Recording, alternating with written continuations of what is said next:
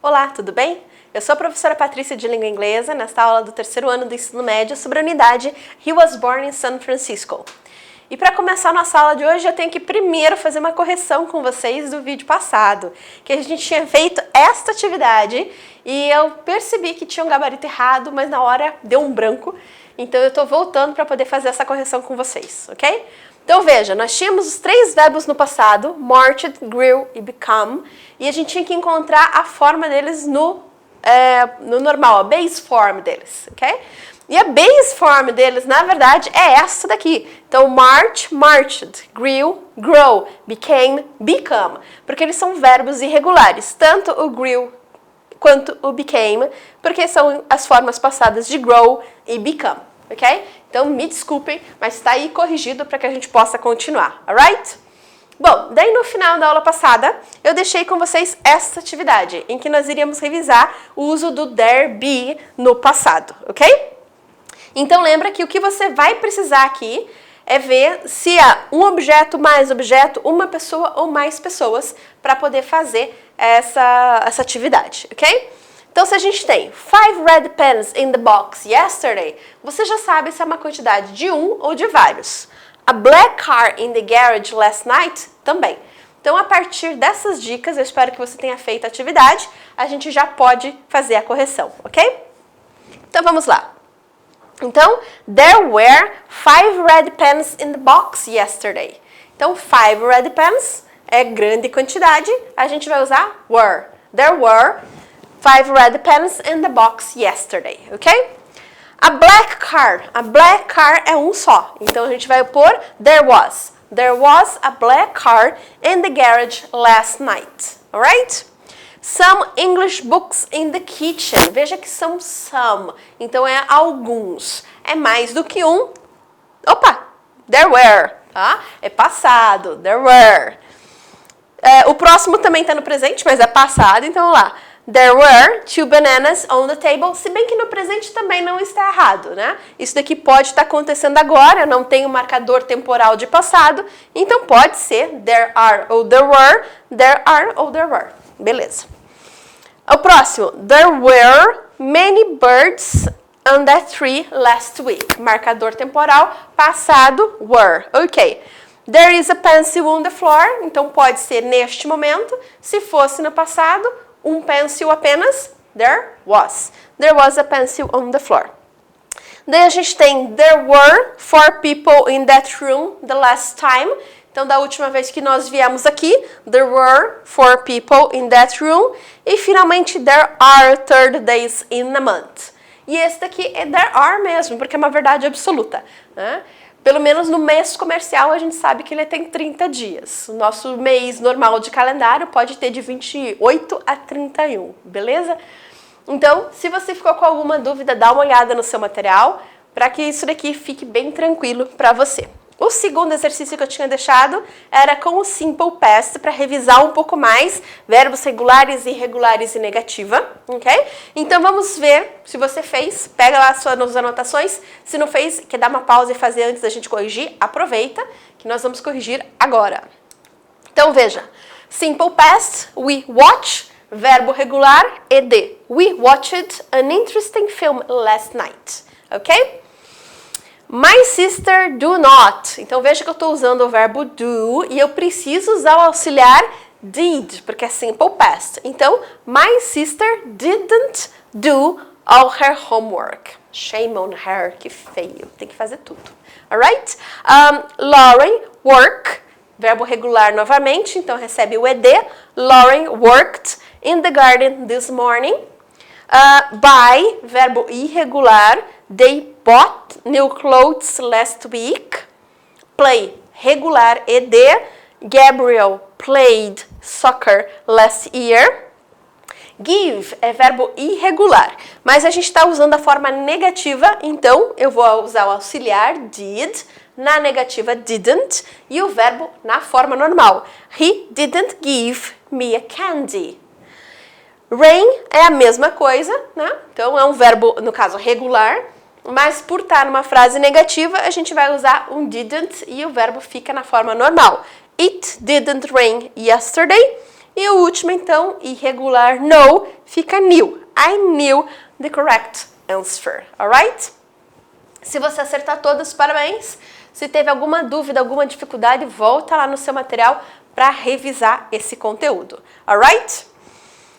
O último exercício que eu tinha deixado no último vídeo era o Past Continuous Tense. Então, lembrando que o Past Continuous Tense é o verbo be no passado, ou was ou were, dependendo da pessoa, e o verbo principal no gerúndio ing, alright? Então, se você fez, vamos lá corrigir. Se você não fez, podemos corrigir juntos. Então, she sleep. Se eu estou usando she, eu preciso de was. Very good. She was sleeping when the telephone rang, okay? My friends had a good time when they, então, se é they, were dancing at the party. I was, então no caso é uma negativa, I wasn't watching a film when you called, okay? We were. We were having a pizza when my brother arrived. Helen é she, terceira pessoa do singular, was. Helen was cooking dinner last night. E Jack and Molly, eu tenho duas pessoas, é they, were. Jack and Molly were studying when their baby sister came in. Ok? Was this easy? Se você acertou todas, parabéns. Se acertou algumas, parabéns. Fez, parabéns. Né? Se ficou qualquer dúvida, alguma dificuldade, volta lá no material para poder revisar esse conteúdo. Bom, para a atividade de hoje, o que eu trouxe para vocês? Present Continuous Tense, ok? Então, é importante a gente lembrar o que é o Present Continuous Tense. É o verbo be no presente, então am, is ou are, e o verbo principal ing. E o que ele está indicando? Está indicando ações que estão acontecendo neste momento, ok? Por exemplo, I am speaking English now, ok? Foi uma ação que eu fiz naquele momento, então eu vou usar o Present Continuous, ok? Eu estou dando uma aula de inglês agora, então é uma coisa que eu estou fazendo neste momento, alright? Então, vamos dar uma olhada nas atividades. Se você quiser pausar o vídeo, faz e a gente já corrige, ok? Podemos corrigir então? Então veja, aqui as pessoas é que vão te ajudar a decidir qual é a forma do be no presente que você vai usar. E depois você vai precisar do verbo principal na forma ing. Presta atenção, nós temos algumas frases na negativa. E nesse caso, como a gente está usando o be, não precisa de auxiliar, a negativa é feita com o be, ok? Então vai ser isn't, aren't ou I'm not. No caso, se acontecer com I, alright? Então, vejamos lá. Então, they are reading a very interesting book. She is singing a Queen's song. We aren't watching TV right now. No, you are watching an English class. Okay? My father isn't eating a piece of carrot cake. Pamela is playing the piano. Listen to her. Porque está acontecendo agora. I am walking to the park. No, you're not. You're watching an English class. Okay? My dog is sleeping outside. We aren't going to school these days. Isso, infelizmente, é uma verdade, né? Então, veja como é que funciona. Present Continuous, ações que estão acontecendo neste momento, ok? Bom, a segunda atividade que eu vou trazer para vocês é com relação a pronomes. É muito importante saber usar os pronomes possessivos, ok? Os pronomes, tanto adjetivos quanto adjective pronouns, objective pronouns, os possessive pronouns, porque eles vão te auxiliar muito para você não precisar ficar repetindo sempre a mesma palavra. Exatamente como a gente faz no português. Então, o pronome, ele substitui o nome para que você possa ter uma fluência no seu texto, ok? E aqui é importante você saber o pronome correto que você vai usar, alright? Vamos lá então? Eu vou ler rapidamente as frases e daí a gente já faz junto. Então, whose bike is this? Is it really she? Is he you, teacher? No, he is I. Hey Dad, this is not we car. We is red. Helen fell and broke her right arm. I lost a pen in the library. Can I have one of you? All these books are they. Is it really Jacket? Yes, it is he. Ok? Então, se puder, dê uma pausa no vídeo, faça essa atividade que a gente já vai corrigir. Podemos corrigir então? Então, veja lá. Então, whose bike is this?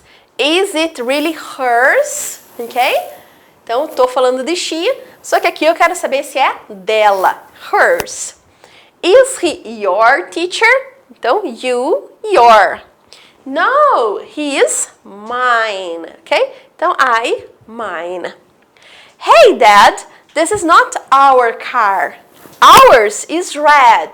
Qual que é a diferença desses dois? Lembrando, our car. Se eu tenho a palavra depois, não preciso usar ours. O ours vai ser usado quando eu não tenho o que é depois. Porque aqui ele está subentendido, porque ele foi recém-mencionado. Alright? Helen fell and broke her right arm. Tadinha da Ellen. I lost my pen in the library. Can I have one of yours? Então, será que você pode me emprestar uma das suas? Das suas o quê? Canetas. Alright? All these books are theirs. Né? Então, theirs, porque a gente não está repetindo book. Ok? E, finalmente, is it really his jacket? Yes, it is his. Prestando atenção que his é a única forma que vai ser igual nas duas situações. Quando eu menciono o objeto depois ou quando eu não menciono. Ele está subentendido. Ok? Tranquilo? Ótimo! Então vamos lá. Nossa terceira atividade de hoje é uma questão de prova da URCA, em que a gente vai rever o genitive case. Tá? O que é o genitive case? É o famoso apóstrofe S, que indica posse. Porque, como você sabe, a gente tem várias situações em inglês que vão aparecer o apóstrofe S. Então, pode ser, por exemplo, um is, que foi contraído. Né? Pode ser um has, que foi contraído. Ou pode ser um genitive case, que vai indicar a posse. Ok? Como é que você sabe qual é a diferença? Lendo a frase. Porque se não for um verbo e estiver fazendo a indicação de posse, é genitive case. Alright? Então, vejamos. Então, aqui a gente tem 5 frases e uma delas é genitive case. As outras 4 não são. As outras 4 são contrações ou de is ou de has. Alright? Então, dá uma pausa no vídeo. Tenta fazer essa atividade sozinho que a gente já corrige. Podemos corrigir então? Veja lá. They are going to miss him when he's gone. It's not so much his massive wealth or media influence. Berlusconi's just not just any old charlatan, because he's created it through his media influence. Italy's greatest weakness and its worst instincts. Você conseguiu identificar corretamente? Vamos ver qual é? É o último. Porque preste atenção. No primeiro, eu tenho um has contraído. He has gone. No segundo, é um is. It is not so much. No terceiro, de novo, é um is. Berlusconi is not just. Ok? No quarto, é um has novamente. He has created. Mas quando eu chego na última opção, a gente tem um genitivo. Porque greatest weakness é algo que pertence a Italy. Alright? Se você ficou com alguma dúvida, volta lá no seu livro para estudar sobre esse conteúdo, ok?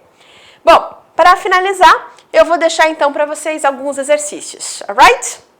Então, neste primeiro aqui, você vai trabalhar um pouquinho com a questão do Simple Present e do Present Continuous.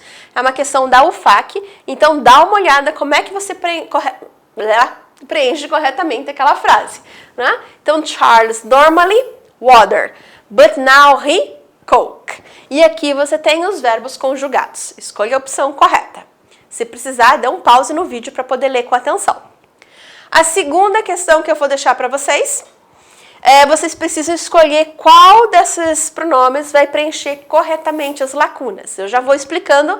É um texto que está falando sobre a concorrência de restaurantes de fast food, no caso, o McDonald's e o Taco Bell, ok? Então, você vai ler esse texto e vai ver qual desses pronomes, na ordem que aparecem, preenchem corretamente as lacunas, levando em consideração o contexto, alright? E a terceira questão que eu vou deixar para vocês é do ITA, e que é novamente do caso genitivo. Então, você precisa ler essas 5 frases e identificar em qual delas o genitivo foi usado corretamente, alright? Então, lembra, se ficou com alguma dúvida, dá uma olhada lá no seu livro, volte a estudar esse conteúdo. Se precisar, pause esse vídeo para poder prestar atenção nessas frases enquanto você faz a pesquisa da resposta correta. E bons estudos, pessoal! Tchau!